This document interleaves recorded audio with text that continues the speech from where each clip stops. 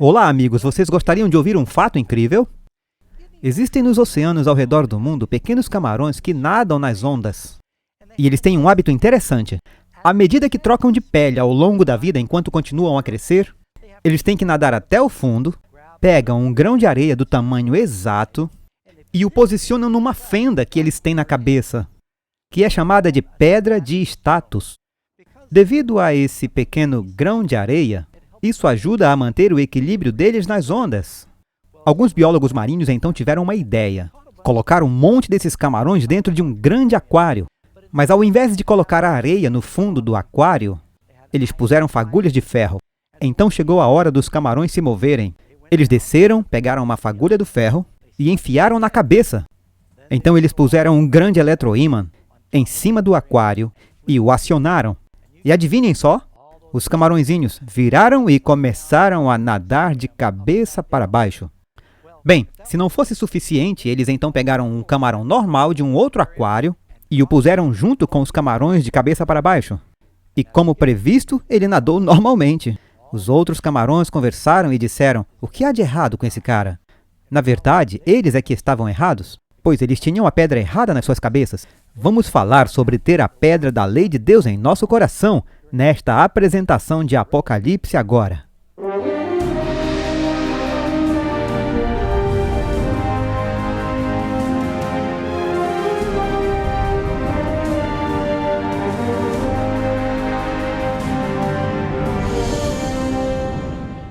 Obrigado, Pastor Ross. E não esqueçam, amigos, vamos voltar fazendo o nosso melhor para responder suas perguntas bíblicas assim que esta apresentação acabar. Estamos passando por alguns dos principais temas do Apocalipse, estabelecendo uma boa base e, como mencionamos, nas próximas apresentações, vamos estar falando sobre questões quentes que lidam com a América na profecia. Falaremos sobre o porquê de existirem tantas denominações, o Armagedon. Examinaremos o arrebatamento, falaremos mais sobre isso, falaremos sobre o milênio, vamos falar sobre a besta, sobre a marca da besta e eu garanto, amigos, suas vidas vão mudar. Jesus disse que ao ler o livro do Apocalipse há uma bênção pronunciada sobre aqueles que ouvem, leem e guardam as coisas do livro. Vamos falar um pouco sobre a parte do guardar do livro do Apocalipse esta noite. E nosso estudo, conforme mencionado, é chamado A Lei Imutável. Em nossa apresentação esta noite, mas nós queremos falar um pouco sobre o que a palavra de Deus diz sobre a lei, o que o Apocalipse tem a dizer sobre a lei e os mandamentos de Deus. Como os cristãos lidam com isso? Então fomos às ruas para obter algumas opiniões de alguns de nossos cidadãos em algumas das grandes cidades ao redor da América do Norte.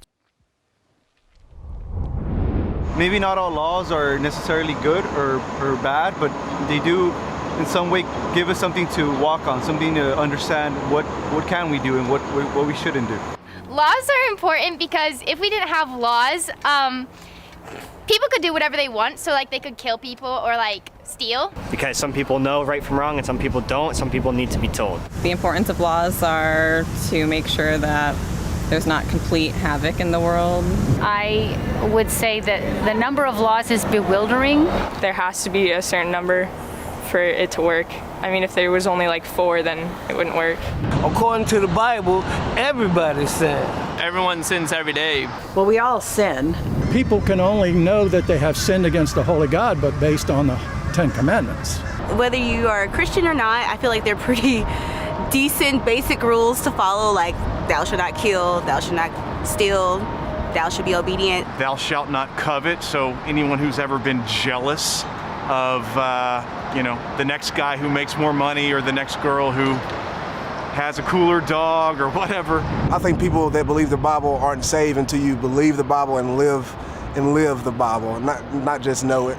Once Jesus said he has, sacrificed himself, it don't matter if you believe in him or not. That's how powerful Jesus is. So he said, I already saved y'all. Have fun out there. Bem, aí está, amigos. Temos algumas opiniões que são generalizadas a respeito da lei de Deus, da lei em geral e o que Deus espera de nós quanto à lei e ao pecado. Eu acho que você percebeu que as respostas diferentes seguem as respectivas perguntas na parte inferior da tela. E isso nos mostra que não só na igreja, mas no mundo, As pessoas têm uma variedade bem ampla de ideias sobre como devemos nos relacionar com a lei. Bem, a conclusão é que precisamos saber o que a Bíblia diz. Então, com este pano de fundo, vamos entrar na lição desta noite. E este é um assunto do Apocalipse que eu acho que deveria ficar bem claro. Você pode ler, por exemplo, em Apocalipse 14, verso 12. Aqui está a paciência dos santos. Aqui estão aqueles que guardam os mandamentos de Deus. Você também pode ler em Apocalipse capítulo 22, 14. Bem-aventurados aqueles que guardam os seus mandamentos, para que tenham direito à árvore da vida e possam entrar pelos portões da cidade. E este, que a propósito é o último capítulo da Bíblia, pronuncia uma bênção sobre aqueles que guardam seus mandamentos. Por isso, precisamos saber quais mandamentos, sabe? A Bíblia nos diz que Deus tem uma lei, e ela também nos diz que existem algumas leis sobre as quais não estamos. Como sabemos a distinção? Há muita confusão na igreja sobre isso. E, de fato, este pode ser um dos assuntos mais controversos no mundo cristão. O que exatamente Deus quer que façamos? Então, vamos explorar esse assunto.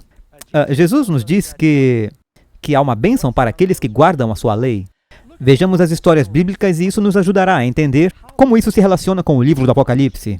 Se formos a Daniel, capítulo 6, veremos lá que quando os persas conquistaram os babilônios, falamos sobre isso no estudo anterior, que Daniel sobreviveu a isso, e ele não somente sobreviveu, mas o rei da Medopérsia, rei Dario, nomeou Daniel para ser o primeiro-ministro, para ser o conselheiro-chefe em seu novo gabinete.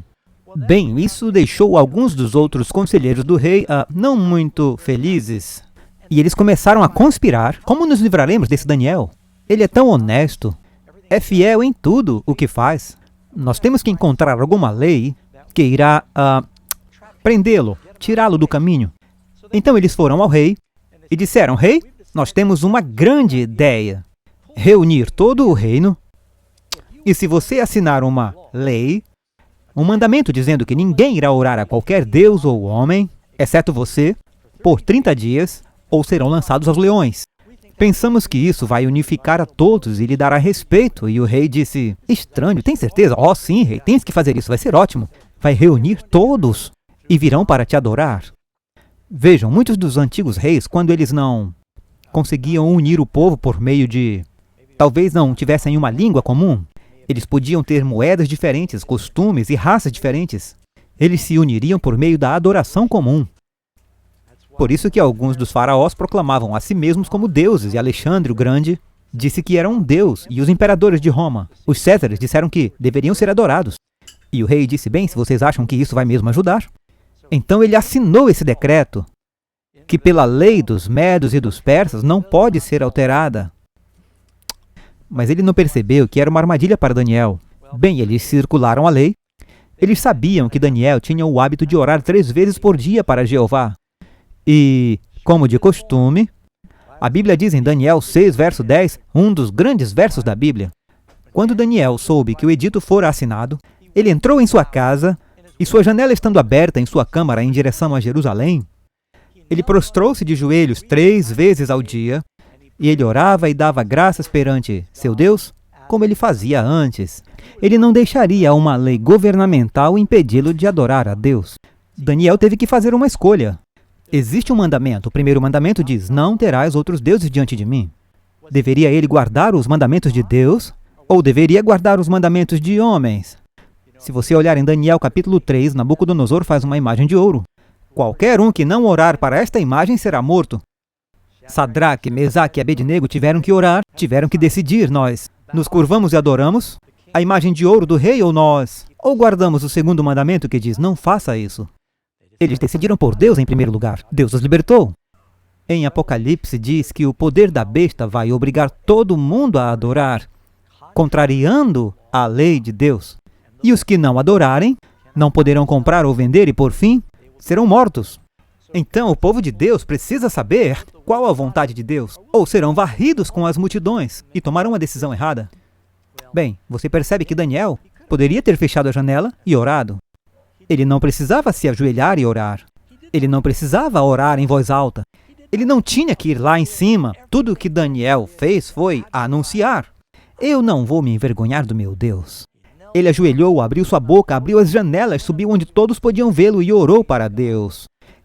E eles o ouviram, o entregaram ao rei, e ele pensou, o que eu fiz?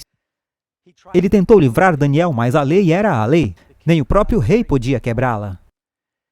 Então o rei deu a ordem e Daniel foi trazido. E eles o lançaram na cova dos leões. E a Bíblia nos diz que o rei falou com Daniel, dizendo, seu Deus, a quem você serve continuamente, ele vai te livrar. Então puseram uma pedra sobre a boca da cova. E em seguida o rei selou-a com um selo do governo. E o rei se foi e passou a noite jejuando no palácio, e nenhum instrumento musical foi trazido perante ele. No início da manhã, ele foi rapidamente para a cova. Ele rompeu o selo, moveu a pedra, e Daniel saiu vivo. Agora, isso não soa familiar, amigos? Tem uma história na Bíblia sobre espiões seguindo Jesus. Eles tentaram prendê-lo e se livrar dele. Eles finalmente o acusaram de quebrar as leis políticas e religiosas. Essas leis, alegando que ele adorava outro Deus além de César. Jesus foi colocado em uma tumba. Colocaram uma pedra na entrada e um selo do governo. Cristo era inocente e ele saiu vivo. O leão, a Bíblia diz que o diabo anda por aí como um leão que ruge, e ele não conseguiu manter Jesus na tumba, assim como aqueles leões não puderam manter Daniel na cova. A Bíblia nos diz que Deus enviou seu anjo e fechou a boca do leão. É uma história real. Agora, nós compartilhamos essa história, é porque ela ilustra como Deus defende e se levanta por aqueles que defendem a sua lei. E a lei de Deus será uma questão importante, segundo o livro de Apocalipse, nos últimos dias com o poder da besta. Então precisamos entender isso porque o fato é que muitas igrejas não ensinam mais os 10 mandamentos. Vamos descobrir o que a Bíblia diz sobre isso, percorrendo todo o caminho, desde o Gênesis ao Apocalipse, e irá culminar com a verdade que se encontra no último livro da Bíblia. Então vamos à nossa primeira pergunta.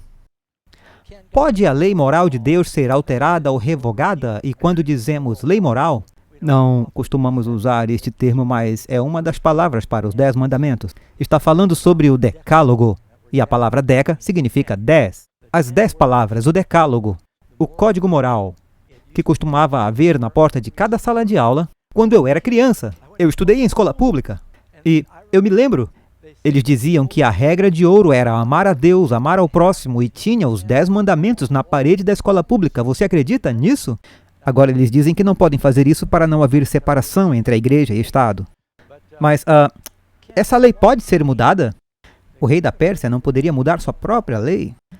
Sabe, a Bíblia nos diz que Assuero era casado com Esther. Ele fez uma lei em que todos os judeus deveriam ser atacados num certo dia. Ele descobriu então que sua esposa era judia. Ele não poderia mudar sua própria lei. Ele simplesmente fez outra lei, dando-lhes o direito de legítima defesa. Deus pode mudar sua lei? Deus mudaria sua lei? A Bíblia nos diz, Cristo disse que é mais fácil, isso está em Lucas 16:17, é mais fácil passar o céu e a terra do que cair um tio da lei. Um tio é como um tracinho de um T, nos caracteres hebraicos. E novamente, não quebrarei a minha aliança, não alterarei o que saiu dos meus lábios. Os 10 mandamentos são chamados de aliança de Deus. Aqui diz, eu não vou quebrá-la. Além disso, Salmo 111, versos 7 e 8, todos os seus mandamentos são seguros. Eles permanecem firmes para todo sempre. E se isso não for suficiente, só para acrescentar aqui um quarto verso, em Malaquias capítulo 3, verso 6, diz, eu sou o Senhor, eu não mudo. Jesus Cristo é o mesmo, ontem, hoje e sempre. Ele não mudou sua lei. Quando Deus deu sua lei, ele falou com sua própria voz, no alto da montanha que trovejava e tremia com fogo e relâmpagos. Ele escreveu com seu próprio dedo na pedra para ajudar a ilustrar e pontuar a natureza imutável de sua lei. Ele não vai mudá-la. E ele não pode mudá-la. Porque, para que Deus mude a sua lei, ele teria que mudar a si mesmo. Lembre que ele disse, eu sou o Senhor, eu não mudo. A lei de Deus é uma perfeita expressão do caráter de Deus. Vamos só dar uma olhada neste gráfico que eu acredito que ilustra isso. Você verá aqui à esquerda as características de Deus. E, bem, a coluna do meio são as características de Deus. À esquerda estão os versos que falam sobre Deus tendo essas características. À direita estão os versos que dizem que a lei possui características idênticas. A Bíblia diz que Deus é bom e diz que a lei é boa, Romanos 7,12. Isaías 5,16, Deus é santo. Romanos 7,12 diz, a lei é santa. Deuteronômio 32,4, a lei é justa. Deus, nosso Deus é justo, aqui diz que a lei é justa. Mateus 5,48, Deus é perfeito. Salmo 19, verso 7, a lei é perfeita. Deus é amor, a lista continua. Deus é justo, a lei é justa. Deus é verdade, a lei é a verdade. Eu não tenho tempo para todas. Espero que tirem uma foto da tela. Depois você vê. Deus é puro, a lei é pura. Deus é espiritual, a lei é espiritual. Deus é imutável, Deus é eterno. A razão pela qual Deus não pode mudar sua lei é porque Ele é o Senhor, Ele não muda. Ele é o mesmo ontem, hoje e sempre. De acordo com a Bíblia, o que é pecado? Bem, ela nos diz, o pecado é a transgressão da lei. Pecado é quando estamos quebrando a lei de Deus e estamos desobedecendo. Provavelmente a melhor e mais simples definição de pecado é quando nós simplesmente desobedecemos a Deus. Estamos fazendo o que sabemos que a lei proíbe. Se você mentir, está quebrando um dos mandamentos de Deus, e isso é pecado. Se você roubar, quebra um mandamento, é pecado. Na verdade, cada mandamento que você possa imaginar, qualquer lei de Deus que você pensar, o enquadra em um dos 10 mandamentos. Deixe-me ver se eu posso resumir desta forma. Deus é amor. Então aqui há uma palavra, Deus é amor. Então, o amor de Deus divide-se em 2 partes. Diz que devemos amar ao Senhor de todo o nosso coração e amar o nosso próximo como a nós mesmos. Então, esses mandamentos estão divididos. Avançando, temos os 4 primeiros mandamentos que tratam do nosso amor por Deus, e os últimos 6 mandamentos tratam de nosso amor pelo homem. É como se eu tivesse uma cabeça, amor, 2 braços, 10 dedos, exceto que eu não tenho 4 em uma mão e 6 na outra. Mas a ideia é que a maneira que eu mostro meu amor é pelos meus braços e meus dedos. Então, os mandamentos são assim. Eles representam o amor. Isso se resume assim. E quando nós quebramos a lei de Deus, há uma falta de amor em alguns aspectos. Pela lei vem o conhecimento do pecado. Agora, a razão para isso ser muito importante, amigos, é porque onde não há pecado, não há lei. Se não há lei, não há pecado. Se não há pecado, então você não precisa de um Salvador para morrer por seu pecado. O diabo odeia a lei, porque quando nós sabemos o que é a lei de Deus, isso nos ajuda a reconhecer o nosso pecado, e aí precisamos de um Salvador. Eliminando a lei, você não tem pecado, nem precisa de um Salvador. Então o diabo está atacando a lei de Deus porque ele não quer que as pessoas se voltem para Jesus. A lei é como um espelho, você pode dizer. E o espelho não nos mostra o que está errado, mas basicamente nos ajuda a reconhecer o que está errado. Então deixe-me ver se posso ilustrar isso. Se você já viu meus seminários antes, é uma maneira simples de entender que eu faço em todos os programas. Eu costumava fazer piadinhas sobre isso, mas agora eu não brinco. Eu só... Tudo bem, pode me emprestar os 2? Certo, vamos lá. Nós vamos ver se isso... Obrigado, senhora Bachelor. Certo, então... Bem, a essa altura você está vendo algo diferente em minha aparência? Ross disse, não, Doug, você sempre pareceu estranho. Tudo bem, você vê algo diferente, ok? Você pode até achar divertido, mas você está ciente de que eu não vejo nada. Então, se eu quero tomar ciência, o que eu devo fazer? Olhar no espelho. Então, digamos que eu estou caminhando, me sentindo bem, não vejo nada de errado comigo. E as pessoas me olham estranho, mas eu acho que o problema é delas. É assim que muitas pessoas passam a vida. Mas então, finalmente eu passo pela vitrine de uma loja e eu vejo o meu reflexo e eu... Oh, meu, que vergonha! Tem algo terrivelmente errado com a minha aparência. Eu me sentia bem, até olhar para esse espelho. Então a solução é ignorar o espelho?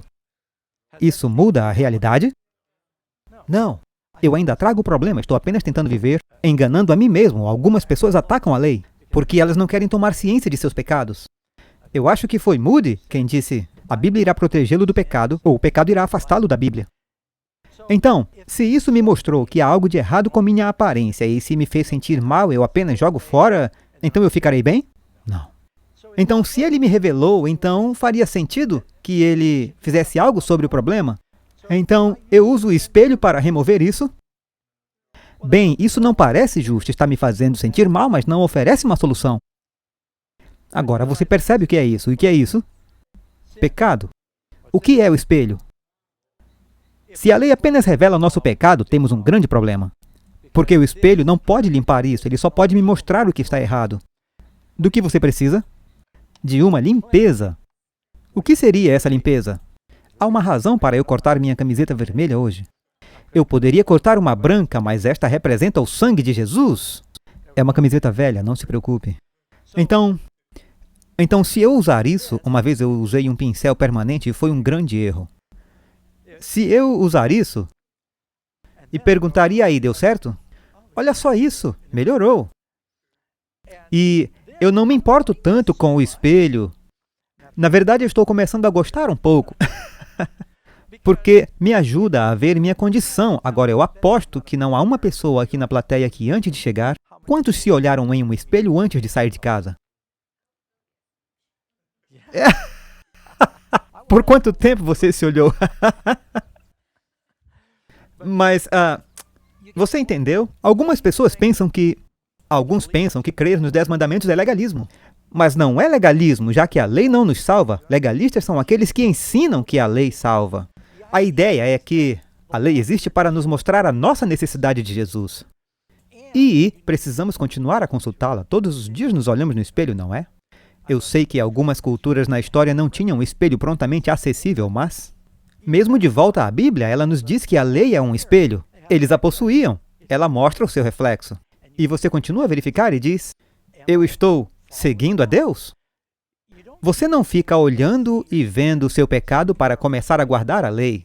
Mas há um momento para um autoexame. 2 Coríntios nos diz que cada homem examine a si mesmo se ele está na fé. A lei é um espelho. Qualquer homem que olha para esta lei perfeita permanecendo nela, então continuamos vindo a Jesus, já que precisamos de sua limpeza que ocorre regularmente. Pergunta 3. A que lei 1 João 3, verso 4 se refere?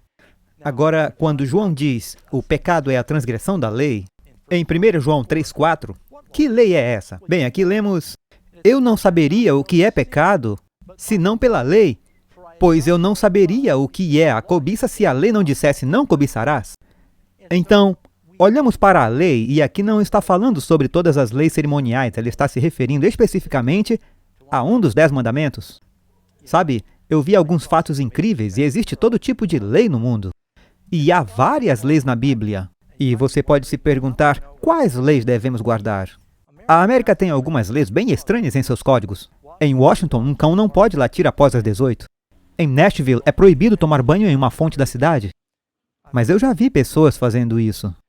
Em Salt Lake, Utah, é ilegal carregar um violino em uma sacola de papel. Eu não faço ideia, mas obviamente alguém aprontou com um violino num saco de papel. Em Blythe, Califórnia, o cidadão não pode usar botas de cowboy a menos que ele realmente tenha 2 vacas. No Kentucky, é ilegal carregar sorvete no bolso de trás. Agora, eu não sei a história por trás disso, mas deve ter acontecido algo. Neste aqui também. Em Michigan, é ilegal pôr um gambá na mesa do seu chefe. Alguém realmente tinha que votar por isso. No Canadá, é ilegal emprestar seu aspirador de pó para o seu vizinho. Esta é apenas uma pequena amostra de leis bizarras já decretadas. Mas a lei dos 10 mandamentos é de uma categoria única em si mesma. Deus, em aproximadamente 300 palavras, resumiu sua vontade para toda a humanidade. E eu fiz uma série inteira sobre os 10 mandamentos e 10 apresentações não foram suficientes porque era muito ampla e muito abrangente. Qualquer pecado, de alguma forma, se encaixa num desses 10 princípios. Isso, na verdade, simplifica as coisas. E nós precisamos dela hoje? É a pergunta. Agora, na verdade, esta é uma revista antiga, mas eu lembrei de tirar uma foto e fiquei tão chocado. Revista Time, de agosto de 1994. A infidelidade pode estar em nossos genes, basicamente significa não se culpe por ser infiel ao seu cônjuge, porque, afinal, descendemos de macacos e eles nem sempre são monogâmicos. As pessoas começaram a pensar, tudo bem, então eu posso agir como um macaco? Mas, sabe, as consequências disso não foram boas. Só para te dar um exemplo de como a América, em particular, tem se afastado de Deus. Em 1867, uma média de apenas 3% das pessoas se divorciaram. E isso foi entre 1867 e 1879. Em 1898 foi para 7%. Em 1925, daqueles casados, 16% terminaram em divórcio. 1940, 20%. 1970, 33%. 1985, 50%. Agora é muito difícil rastrear porque tantas pessoas vivem juntas e nem se casam. Alguns, quando se separam, nem mesmo se incomodam em se divorciar oficialmente. Então, as estatísticas são meio assustadoras. Agora, felizmente, isso está melhor nos lares cristãos. Agora, eu tenho que reafirmar que essa foi uma pesquisa da Barna que diz que, entre os cristãos que realmente frequentam a igreja, eles têm uma expectativa muito melhor ou o casamento mais duradouro. Taxa de sucesso. Este é o termo que eu estava procurando. Eu me lembro, só para dar um exemplo de a que ponto a cultura chegou. Voltando em 2014, eu acredito que Ashley Madison era um site que encorajava as pessoas, 2015, encorajava as pessoas a terem romances. Dizia, a vida é curta, tenha um caso. E uma empresa ficou tão indignada com isso que um grupo chamado Equipe de Impacto hackeou o site deles, roubaram os dados dos usuários e ameaçaram torná-lo público a menos que fechassem o site porque acharam horrível encorajar as pessoas a quebrarem seus votos de casamento. Ashley Madison pensou, estão blefando. E eles então liberaram 25 gigabytes de dados da empresa, incluindo os detalhes dos usuários. E muitos perfis foram modificados e descobriram que havia 37 milhões de pessoas cadastradas naquele site. 5 milhões eram mulheres. O restante eram homens. Pessoas que estavam brincando com a ideia de ter um caso. Fizeram uma pesquisa. O YouGov entrevistou 1.000 americanos. Eles descobriram que 21% dos homens e 19% das mulheres admitiram que traíram seus parceiros. Vale mencionar que 7% disseram preferir não responder a pergunta. A Bíblia diz que você não deve adulterar. Furto em loja. O maior prejuízo que os varejistas têm é de pessoas roubando e, infelizmente, 36% de todas as perdas das empresas são de roubo interno. Pessoas que falham na integridade. Eu ouvi sobre um pregador que passou pela Escócia e ele viu um grande reavivamento. Ele estava trabalhando nos estaleiros e pregando para os operários e houve um tremendo avivamento e o Espírito Santo agiu. Isso originou um grande problema. Muitos operários trouxeram de volta ferramentas e suprimentos que haviam roubado de seus patrões. Foi preciso construir armazéns para pôr tudo. Porque o Espírito Santo os convenceu sobre o roubo deles. Mas, sabe, se a lei não for exaltada, ai do povo. E eu me lembro que, na verdade, eu conheço um pastor de uma igreja.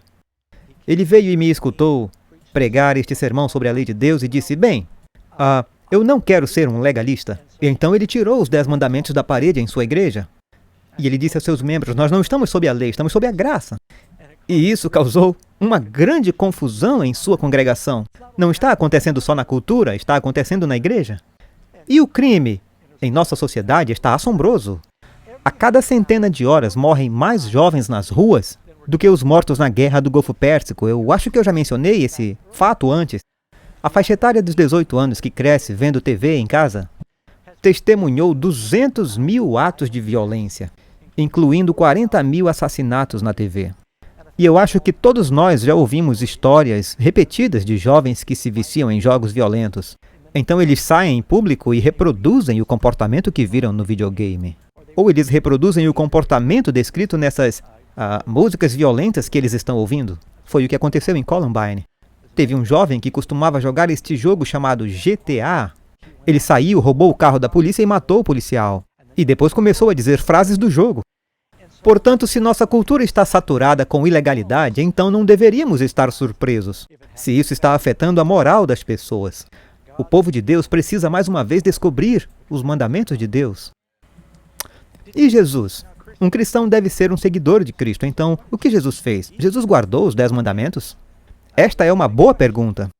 E a resposta certa é: eu tenho guardado os mandamentos de meu Pai e permaneço no seu amor. As pessoas dizem que ele só guardou os mandamentos porque ele teve que cumpri-los em nosso sacrifício. Não. A Bíblia diz que ele nos deu um exemplo, devemos andar como ele andou. Um cristão é um seguidor de Cristo. Quantas pessoas pecaram? E eu devo esclarecer isso. Você sabe que estamos todos juntos nessa. Todos pecamos, menos Jesus. Porque todos pecaram e destituídos estão da glória de Deus. Cada um de nós pecou. E eu me lembro de ouvir sobre esta senhora que estava enviando uma Bíblia da família, uma grande Bíblia da família para alguém. Em outro estado, ela foi ao correio e levou uma caixa bem grande. E o funcionário perguntou, há alguma coisa quebrável aqui? E ela disse, apenas os 10 mandamentos. Então, todos nós pecamos, todos nós quebramos a lei de Deus. E a penalidade é bem séria. Qual é o castigo por viver a vida em pecado? O salário do pecado é a morte. E se você pensa sobre isso, estamos todos sob pena de morte.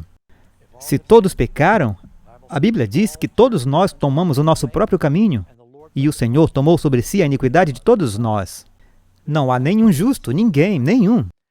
Agora você sabe que alguns podem dizer, bem, eu não creio que eu quebrei toda a lei, mas a Bíblia nos diz que quem quebra um mandamento, na verdade, é culpado de todos, porque o problema do pecado é, na verdade, um problema no coração, e isso apenas se manifesta de maneiras diferentes. Eu tenho uma teoria. Eu acho que todos nós somos o que você chamaria de viciados em pecado.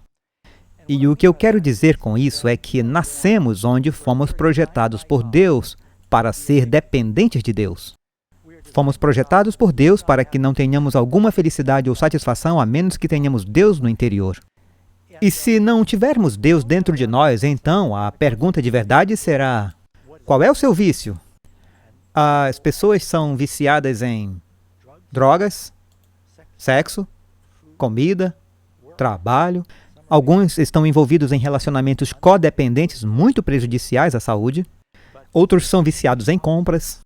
Tem de tudo. É uma enxurrada de diferentes vícios que as pessoas podem ter. Mas se você não está onde Deus é a sua maior alegria e nem está buscando primeiro o seu reino e a sua justiça, a outra questão é qual é o seu vício. Porque a menos que Cristo entre em nossa vida e preencha esse vácuo, estaremos tentando preenchê-lo com outra coisa.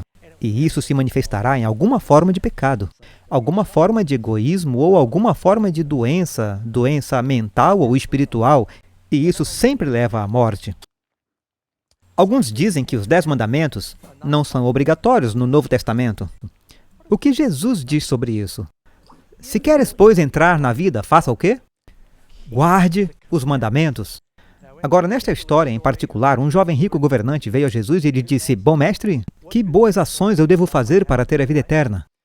E Cristo disse, por que você me chama de bom? Não há ninguém bom, exceto um, e esse é Deus. Mas se você quiser entrar na vida, guarde os mandamentos. E ele disse, quais? Cristo então começa a citar os 10 mandamentos que estão ligados ao relacionamento do homem com seu semelhante.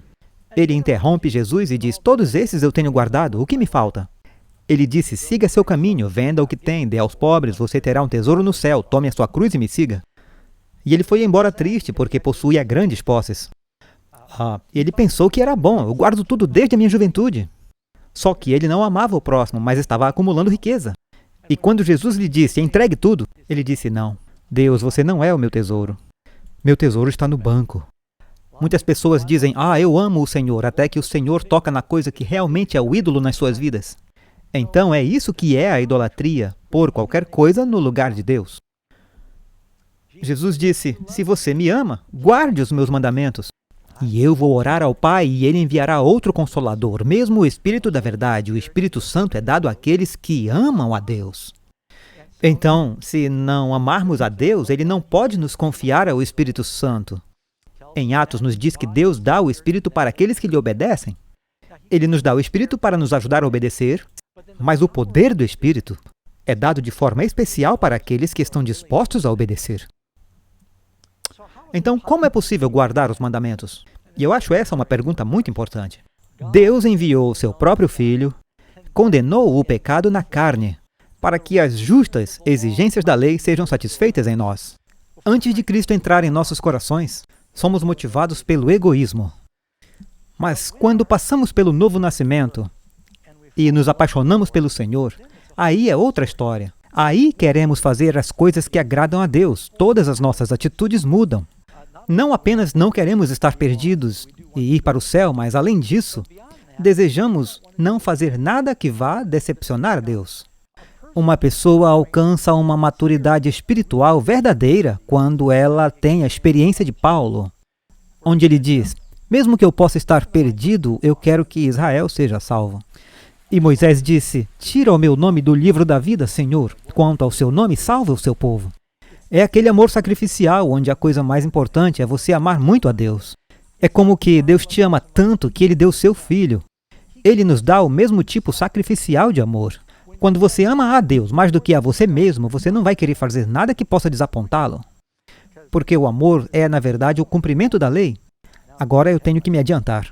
Aquele que começou a boa obra em vós irá aperfeiçoá-la até o dia de Jesus Cristo. Como já mencionamos, enquanto seguirmos a Deus, Ele continuará a crescer em nossas vidas e a preencher nossos corações com sua vontade. Posso todas as coisas em Cristo que me fortalece. Agora, aqui há um princípio. Deus nunca vai lhe pedir algo que você não possa fazer. Em cada mandamento de Deus, há poder para obedecer. Tem uma história na Bíblia onde há 10 leprosos.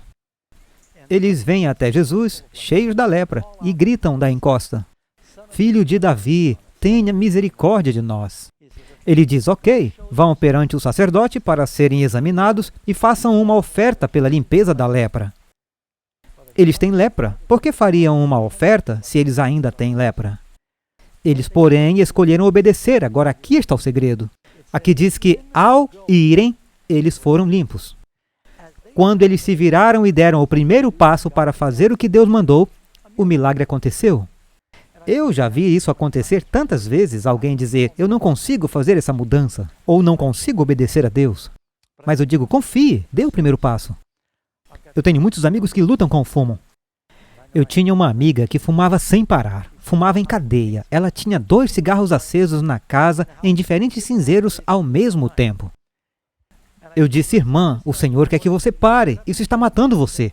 Segundo a Bíblia, não matar inclui você mesma. Aí na embalagem diz: isso vai te matar. Logo, isso é assassinato. Eu disse: eu acho que o Senhor pode te dar a vitória. E ela disse: eu já tentei de tudo. Eu disse: bem, eu tenho um plano de 5 minutos. Um plano de 5 minutos? Sim, um plano de 5 minutos para parar de fumar? Eu disse: antes de mais nada, você acredita que Deus quer que você pare? Ah, sim. Isso está me matando e me falindo. Eu disse: você acha que Deus vai te pedir algo e não vai te ajudar a fazer isso? Ela disse: sim, eu acho que é claro que Ele me ajudaria. Certo, então agora pegue os seus cigarros e jogue-os no fogo. Na verdade, ela tinha um fogão a lenha em casa. Ela olhou para mim e disse: isso é caro. Eu disse: você quer que Ele libere o poder dele em sua vida? Você precisa dar o primeiro passo. Ela disse: ah, tudo bem. Pegou os pacotes de cigarros, jogou tudo no fogo. E eu orei com ela. E eu disse: agora eu posso orar, porque você deu o primeiro passo. E eu disse: Senhor, esta irmã demonstrou que quer ser livre. Quebre as correntes e liberte-a. Tire-a desse vício. Nós oramos juntos e eu tive que me despedir. Eu orei muito por ela também. E ela falou comigo na manhã seguinte e disse: Doug, essa é a coisa mais incrível. Eu não senti nenhuma vontade. Deus simplesmente tirou o desejo de mim. Eu ouvi essa história se repetir tantas vezes. Comigo mesmo, eu parei de fumar. Foi uma luta, mas Deus me ajudou. Mas Ele nunca vai te pedir para fazer algo sem te dar o poder para fazer isso. Pode haver batalhas ao longo do caminho, mas eu o vi quebrar correntes como Ele fez com Pedro, quando ele estava preso. Posso fazer todas as coisas através de Cristo. Agora, o que é a velha aliança? E aqui é onde as pessoas se confundem. Pastor Doug, os 10 mandamentos são a velha aliança. Não estamos sob a velha aliança. Nós somos cristãos da nova aliança, do Novo Testamento. Vamos descobrir o que a Bíblia diz sobre isso. O que é a antiga aliança e por que ela falhou? Aqui em Deuteronômio 4, verso 13, nos diz: e Ele vos anunciou a sua aliança, que vos ordenou cumprir os 10 mandamentos, e Ele os escreveu em 2 tábuas de pedra. Bem, vocês conhecem a história. Os filhos de Israel, não muito tempo depois de Deus ter dado a eles os 10 mandamentos, Ele falou primeiro. Eles disseram: tudo o que Deus disser, faremos. Então Moisés subiu a montanha, ele recebeu a transcrição escrita de Deus. Enquanto ele estava lá em cima, o povo não sabia que ele ficaria tanto tempo, e eles desanimaram e acabaram dizendo: vamos fazer outro Deus. Não sabemos de Moisés. Fizeram um bezerro de ouro, uma festa, quebraram todos os 10 mandamentos. Ele desceu e... Vocês viram o filme Os 10 Mandamentos, não? Sabia que a minha mãe está naquele filme? Só uma participaçãozinha, junto com outras milhares de pessoas. Eu assisto com as crianças e digo: lá vai a vovó. Só isso. Mas naquele filme mostra quando Moisés jogou os mandamentos de suas mãos. Mas ele acabou indo buscar outro. Algumas pessoas dizem, viu? Ali foi o fim da antiga aliança. Não, não, não. Ele subiu de novo. Cortou mais tábuas de pedra. Deus escreveu sua vontade naquelas tábuas de pedra. E ele trouxe de volta para o povo. O povo continuou a falhar. E Deus disse, eu farei uma nova aliança. E você pode ler sobre a nova aliança. Se você ler Hebreus 8:8, por encontrar defeitos neles, ele disse, eu farei uma nova aliança com a casa de Israel e a casa de Judá. Agora, com quem ele faz a nova aliança? Se você é cristão e vai à igreja, você é da nova ou da antiga aliança? Eu sou um cristão da nova aliança. Mas com quem ele fez a nova aliança? Onde diz que ele faz a nova aliança com os gentios? Ele não fez. Ele só fez nova aliança com judeus. Você foi enxertado na linhagem de Israel. E é assim que recebemos essa nova aliança. Você sabe quando surgiu a nova aliança? No Novo Testamento. Vamos ver aqui em Jeremias, capítulo 31, verso 31. Esse é fácil de lembrar. Jeremias 31:31. Estão chegando os dias, declara o Senhor, quando farei uma nova aliança com a comunidade de Israel e Judá. Não será como a aliança que fiz com os seus antepassados, quando os tomei pela mão para tirá-los do Egito, porque quebraram a minha aliança, apesar de eu ser o Senhor deles. Esta é a aliança que farei com o povo de Israel depois daqueles dias, declara o Senhor. Porei a minha lei no íntimo deles. A que diz livrar da lei? Mesma lei, lugar diferente. Porei a minha lei no íntimo deles e a escreverei nos seus corações. Eu serei o seu Deus e eles serão o meu povo. Então, a Bíblia nos diz que quando nós nos tornamos cristãos, somos realmente inseridos nesta promessa do novo nascimento, onde ele escreve sua lei nos nossos corações. Veja, uma aliança é um acordo. E a antiga aliança foi baseada no acordo do povo. Na antiga aliança, Deus disse, aqui está a minha lei. O povo disse, tudo o que o Senhor disser, nós faremos. O povo disse, nós faremos. Não perca isso, nós faremos. Deus disse, cuidado, pessoal. Vocês não podem fazer isso. Eu tenho que fazer isso. Eles quebraram a lei, farei nova aliança. Eu colocarei minha lei em seus corações, não vocês. Sou eu. Estou te dando um novo coração. Eu vou te dar novos anseios. E pelo seu amor por mim, eu os farei andar nos meus caminhos. Então, esta é a diferença entre a velha e a nova aliança. A mesma lei escrita em lugares diferentes, agora está nos corações. Em que lei se baseia a nova aliança? Hebreus 8, verso 10. Esta é a nova aliança que farei, diz o Senhor, porei as minhas leis em suas mentes e as escreverei em seus corações. São os 10 mandamentos novamente, agora escritos no coração. Viver sob a graça, pela fé, não faz com que guardar a lei de Deus não seja essencial? Já ouviu isso antes? Deixe-me ver se eu consigo ilustrar. Dirigindo na estrada, eu não estava prestando atenção. Eu tinha acabado de sair de uma interestadual, mas agora eu estava numa rodovia. Eu estava na 101, na Califórnia. É uma história verídica. E o policial me conduziu ao acostamento. E ele disse, você não está indo tão rápido. Mas você passou por mim enquanto eu estava seguindo alguém e eu estava muito pensativo. Karen sempre diz, Doug, olha a polícia. Às vezes eles estão do outro lado da rodovia, no sentido contrário, e ela diz, olha a polícia. E você já percebeu que ao ver um policial rodoviário há um reflexo e você tira o pé do acelerador? Não importa se você vai parar ou não, você tira o pé de todos os lugares. Então, ele me conduz ao acostamento e sabe, chorar ajuda nessas horas. É o que as mulheres fazem, elas choram. Eu tentei isso uma vez e não fui multado. Mas em todo caso, eu disse, oficial, desculpa, eu não atentei, eu acabei de sair da rodovia onde o limite de velocidade era 70 e eu simplesmente não reduzi a velocidade, mas me perdoe. Eu não lembro o que disse, mas pedi misericórdia. Eu não pedi por justiça. Eu não queria ir para o acostamento, mas tive que ir. Eu estava sob a lei porque eu infringi a lei, percebe? Você ouvirá essas frases. Conquanto que você cumpra a lei, você não está sob a pena da lei.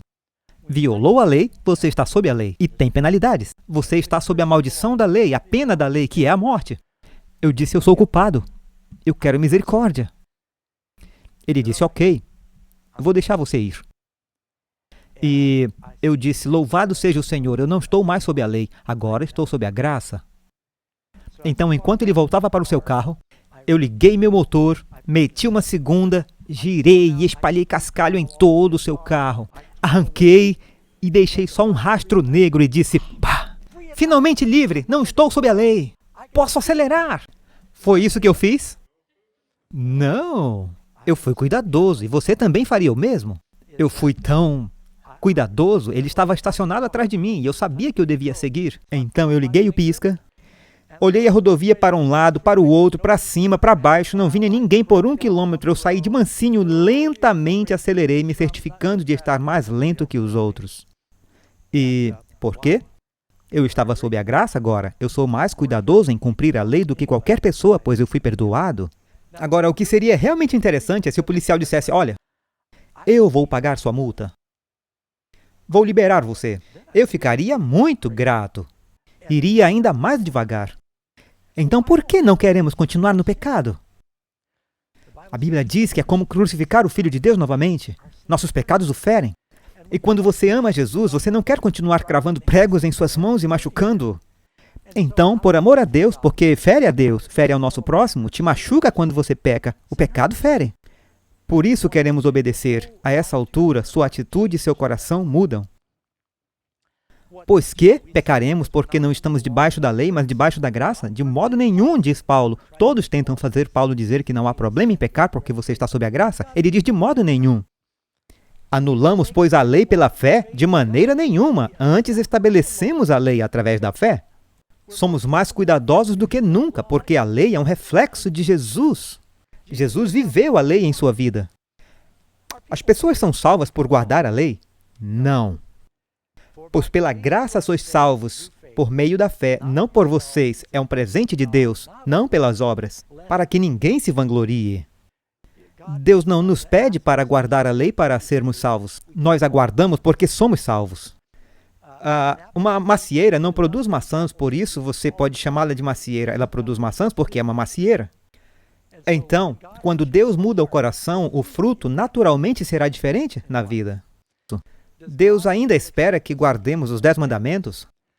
Os 10 mandamentos são tão válidos hoje quanto Deus os deu a Moisés há mais de 3.000 anos atrás.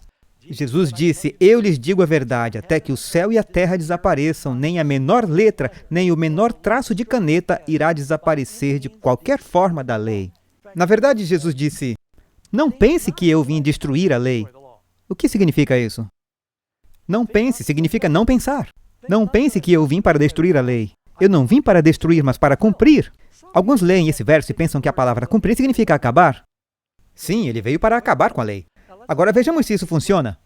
Não pense que eu vim para destruir a lei. Eu não vim para destruí-la, mas para acabar com ela. Isso não faz sentido. O que significa cumprir? Significa encher, preencher completamente. Quando Jesus veio a João Batista para ser batizado, João disse: "Senhor, eu preciso ser batizado por ti." Jesus disse: "Convém que façamos assim para cumprir toda a justiça." Isso significa acabar com a justiça? Deixe a própria Bíblia se explicar. Cumprir é completar plenamente. Jesus veio cumprir a lei plenamente. Ele veio para magnificar a lei. A Bíblia nos fala nas profecias que o Messias veio para magnificar a lei e torná-la honrosa. Billy Graham também tem essa citação. Eu creio que seja das notícias diárias de Dallas. Já tem vários anos. Mas algumas pessoas religiosas que eu conheço me falam que os 10 mandamentos fazem parte da lei e não se aplicam a nós hoje. São parte da lei que não se aplicam a nós hoje. Eles dizem que os cristãos estão livres da lei. Isto está certo? E a resposta? Não, não está certo. E espero que vocês não sejam enganados por essas falsas opiniões. É muito importante que os cristãos entendam o que a Bíblia quer dizer quando diz livre da lei. Certamente não significa que eles estão livres das obrigações da lei moral, novamente os 10 mandamentos, e que eles estão livres para pecar.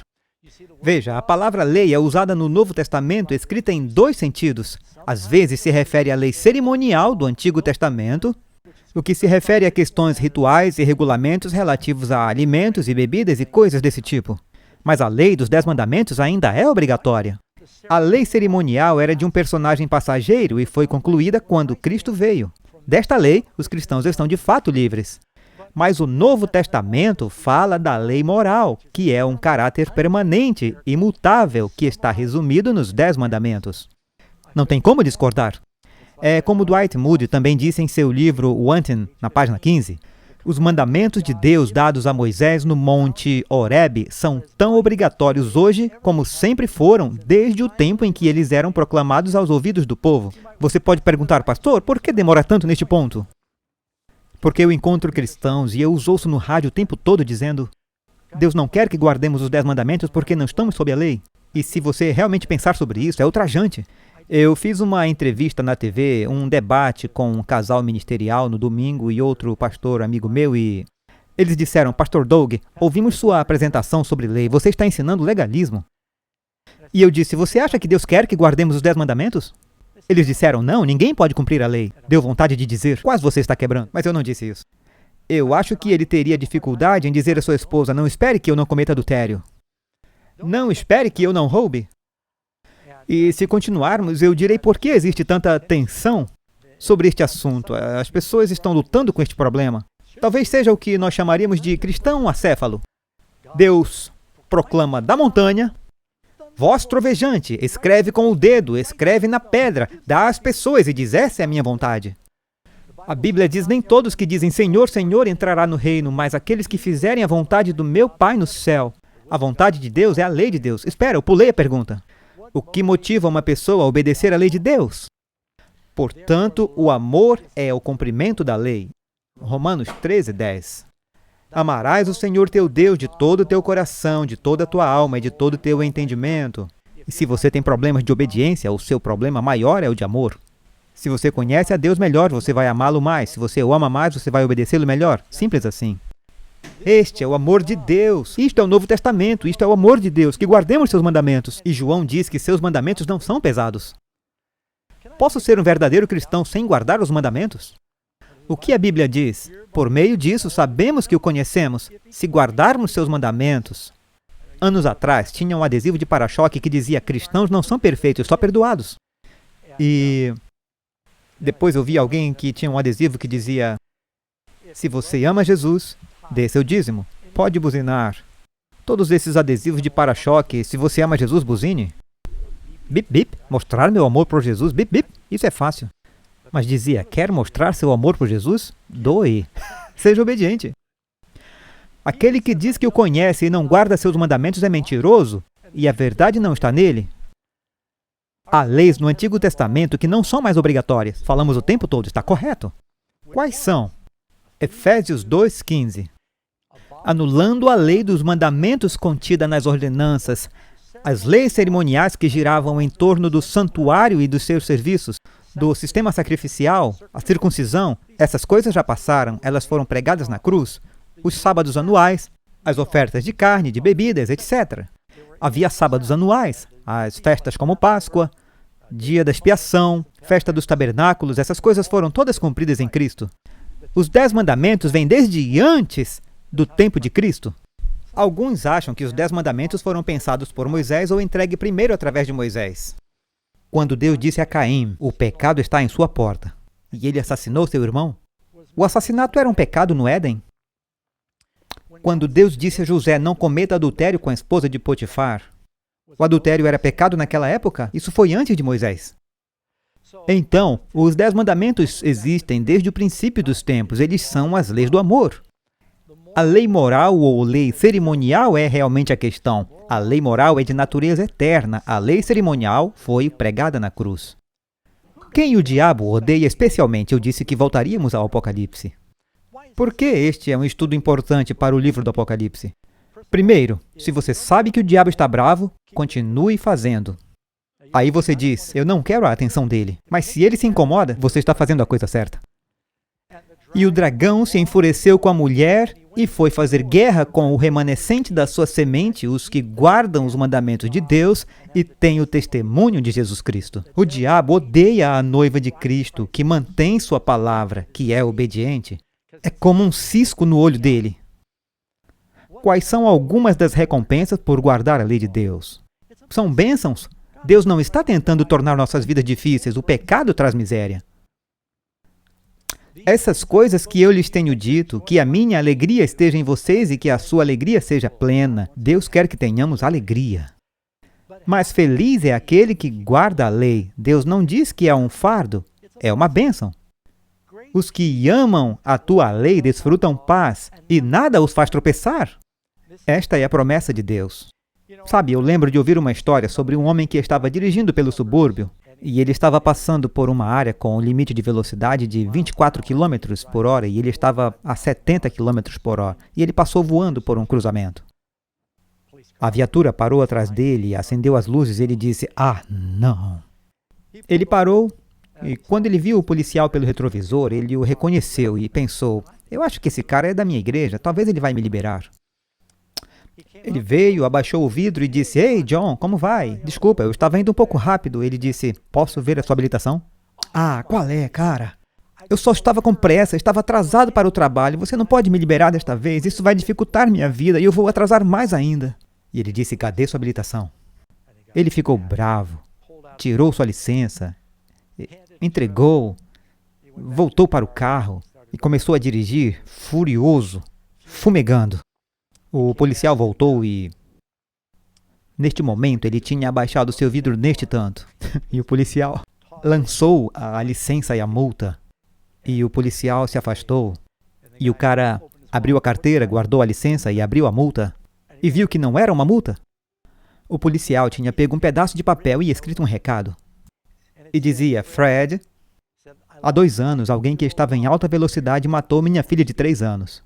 Para mim é uma luta conseguir perdoá-los. Talvez, se eu te liberar desta vez, torne isso mais fácil para mim."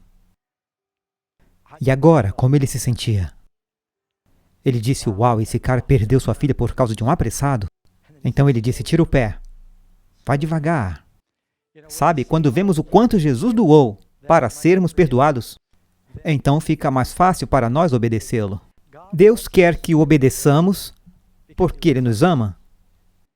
Ele quer que obedeçamos porque, no final das contas, isso nos fará felizes. O diabo foi expulso do céu por pecar. Nós não vamos para o céu pecando deliberadamente. Jesus não veio nos salvar em nossos pecados, mas o anjo disse que ele veio para nos salvar dos nossos pecados. Ele morreu pelos nossos pecados. Agora, todos somos culpados de pecado. E quando você vem ao Senhor, há todo um processo. Mas Ele vai te justificar hoje. Se você aceitou Jesus, Ele vai lavar o registro pecaminoso de toda a sua vida. Então, Ele vai te dar seu espírito e poder para aprender a fazer o bem e caminhar em novidade de vida.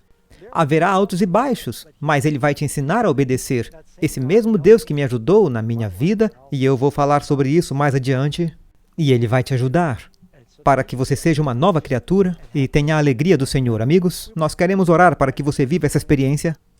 Não saia daí, pois após a oração teremos mais perguntas bíblicas. Pai do céu, está muito claro na Tua palavra que o Senhor não quer apenas ouvintes, mas praticantes da Tua palavra. Eu oro para que abençoes cada pessoa que está aqui, aqueles que estão assistindo pelo satélite, televisão, internet. Que Teu Espírito fale em seus corações agora e que eles escolham entregar suas vidas a Ti e permitam que Tu lave seus pecados, encha seus corações com amor e dê a eles o novo nascimento, para que eles possam caminhar em novidade de vida. Nós Te agradecemos e oramos em nome de Jesus. Amém.